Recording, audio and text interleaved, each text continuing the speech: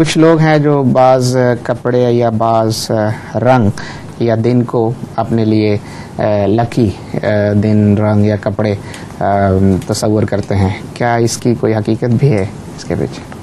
वहम है सिर्फ। हुजूर बोलते हैं ना रंग कपड़ों के जो मर्जी पहनो, उसमें कोई नहुसत भी नहीं, कोई खुशखबरी भी नहीं है। हाँ, सब्ज़ रंग के मुतालिक कहा जाता है कि ये इलामत है खुशी की। चनाचे मुस्लिम मौत की पेशगोई में भी सब्ज़ इश्तिहार शाया किया गया था। वो एक ऐसा रंग है जो नज़र को आराम देता है। नज़र हर दूसरे रंग के लिए अपने आप को सुकेड़ती है या कभी फैलाती है, कोशिश करनी पड़ती है नज़र को।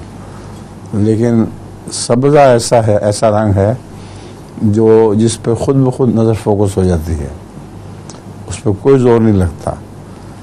तो एक साइंसदान ने लिखा है कि खुदा की कुदरत के कारखाने में ये बात भी हैरत अंगेज़ है कि उसने ज़मीन उसके लिए जो रंग पैदा किए वो उसमें सब्ज़ रंग था। सब्ज़े ने एक आँखों को तरावत बख्शी है।